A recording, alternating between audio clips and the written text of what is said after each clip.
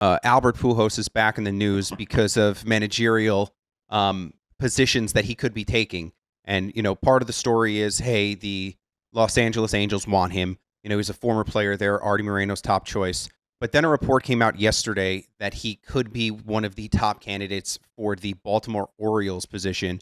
And my take on this is that the Orioles are way better positioned. They're way more stable of a team when it comes to owner, front office, and players because you've got, Jackson Holliday, you've got Gunnar Henderson, you had Adley Rutschman, who hasn't been himself, but they have another catcher in Sam Basallo, who they called up, and they signed him already to a long-term deal. So if you're Albert Pujols and you're looking for your first managerial spot, your first head coaching opportunity at the major league level, why wouldn't you go for a team that seems more ready and more stable in Baltimore than have to go to LA?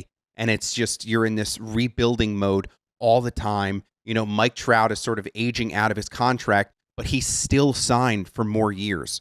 They still have to pay Anthony Rendon money, and it doesn't look like something that Artie Moreno is going to pay, more money than he has to rebuild this team. Then you have a GM in Perry Managian who might not be the GM, who could be a ghost GM who's just still there in title.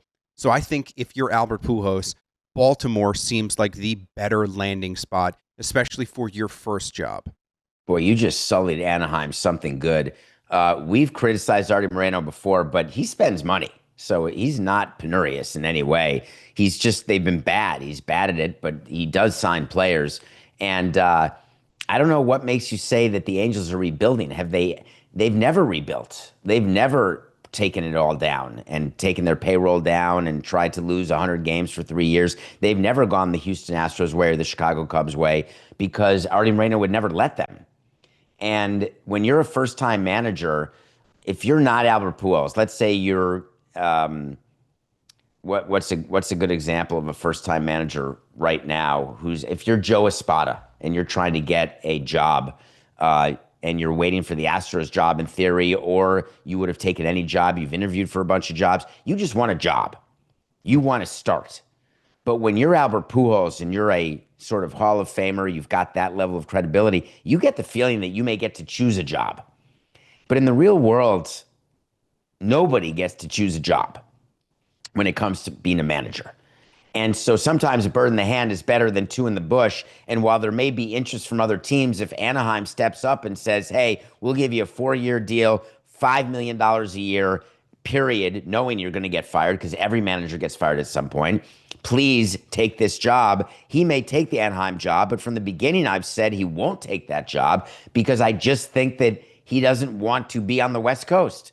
He doesn't want to be there, period. So I would say that the East Coast, Baltimore, would be a better fit for him geographically. But I don't agree that he looks at the rosters and says, where's my better chance to win? Which team is my better opportunity? I don't believe that managers actually do that, especially managers who have never managed before. Any manager, actually, I don't believe does. I'm going to disagree there because let's say he's a top candidate for the Rockies job. Is that one after they've lost 100+ games in consecutive years, almost set the record? Is that one where he's jumping on the opportunity to just be a manager because the Rockies are calling him? I'm going to say no. I think what if his kid is a skier? Okay. Anyways, I think if the GM for in that situation can see that as a challenge and be like, hey, I want to be the one to rebuild the Rockies. Sure. Mm-hmm. But if you're a manager, you really don't have your fingers all over the roster like that. And you've told us, numerous times that that's sort of how things operate there. But when you have a team like Baltimore and all these guys, most of them have yet to even hit arbitration, all your young guys, whether it's, we can add more names like a Kobe Mayo to it. So it's just like, you can see that maybe pitching is a bit of an issue with the Orioles next season.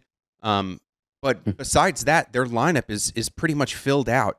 And I just think that if he has a better opportunity and then you bring in, David Rubenstein, who we've yet to see open up his checkbook. But if he says, hey, I want Pujols as that guy, I think he could be a great manager. I'm willing to open up my checkbook to, get more starting pitching here. to, fill whatever gaps we have left here. I think Pujols has to look at that opportunity and say, hey, I'd like that challenge more because the team is ready. I can jump in and win 90 games. I could be the guy who wins consecutive 90 games. I can get to the postseason as opposed to, going to the Angels. And you said Artie Moreno likes to spend, sure. And you said they're not trying to be like the Astros and lose 100 games, sure, but they're still losing games. They still haven't been to the postseason since, I think, Trout's rookie year. They've had MVPs. Is that and true? Shohei. I believe so. I thought it was 2014 his rookie year. I could think, be isn't off. that the last year the Angels played in the playoffs? But I could be wrong too. Yeah, I could be You're wrong always about right. rookie year. But Shohei Ohtani's won multiple MVPs there. Trout has won MVPs there, and they've yet to be able to turn that into a successful season. So I just think, if I'm him, I look at the Orioles, I look at what the offer is, and I just think that outweighs, going to the Angels and going there, because there's also the fact that, a few years ago, Artie Moreno wanted to sell the team. That was the whole big thing. He wants to get rid of the team. He's looking for buyers, and then he pulls the team off the market. So you talk about stability. It could be in 2 seasons that Artie Moreno wants to sell the team again. He's done with it. He's done with the losing. And then you have a new ownership come in. You have a new GM come in, and you don't have those ties. All of what you're saying is intuitive and intuitively correct.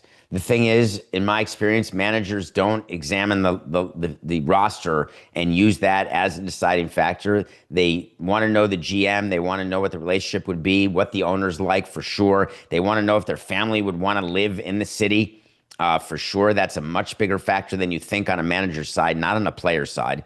On a player's side, they go where the money is. On a manager's side, if you're a young player, young manager who's never managed, you'll go anywhere. But Pujols views himself as different. He views himself as someone who has a choice, who has different opportunities. And that's when geographic location and family comes into play. Where does the family want to be? So I think that there's factors, but I don't think it is the arbitration status of the Orioles players that will be a factor.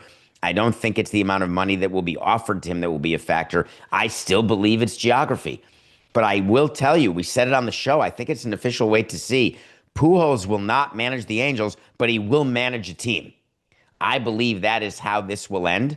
And I've said that from minute one, way before it came out that he's the number one choice for Artie Moreno or that the Orioles are interested in him. That's always been my view, and I still believe that. Pujols has a chance to be different, Coca. Normally players that good are not good managers, but I've heard nothing but good things about his ability to manage and to manage a front office and to manage players. So I'm excited to see him in the dugout.